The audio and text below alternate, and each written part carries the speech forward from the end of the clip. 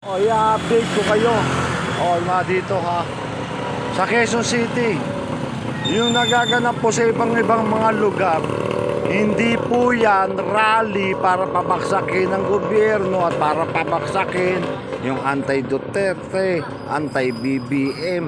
Ang nagaganap po dito ay peaceful rally. Para saan? Inuulit ko, para sa mga tanga at mga nag-e-edit. Yang rallying yan ay hinihiling nila na sana nananalangin sila. Dapat ganito rin kayo, lalo na mga politiko, mga putang ina nyo, mga magnanakaw kayo. Tignan nyo, taong bayan, pinaglalaban. Magdasal, manalangin na sana wag yung sakuna, mga lindol, bagyo tumigil. At maging gabayan ng Panginoon. Hindi yung gagawa nyo na naman ng edit kung ano-ano itong mga rally-rally na yan. Kayong mga nandyan sa mga politiko, huwag nyo isaw-saw yung mukha nyo dyan. Dahil yan, BG rally, bilang, hiling, panalangin. Para wag na umabot uli, maulit yung mga sakuna, lindol. Malinaw yan. Huwag nyong gawing gago yung mga tao. Ini-edit nyo tapos lalagyan nyo ng mga mukha-mukha ng ganyan. Napakagago nyo talaga. Mga sakim kayo sa kapangyarihan, dapat sa inyo. Dapat sa inyo, kayo unang-una.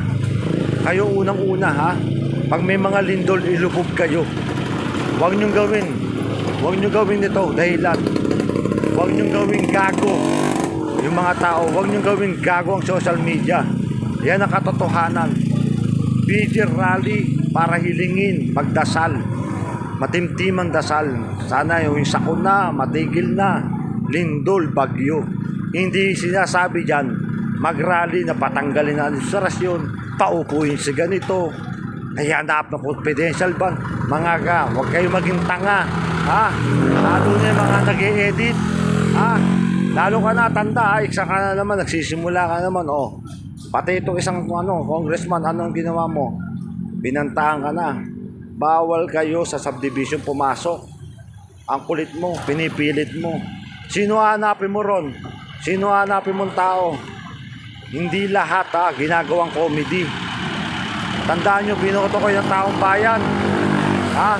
Hindi para maging comedy sa inuupuan yung posisyon. Mga ganid kayo.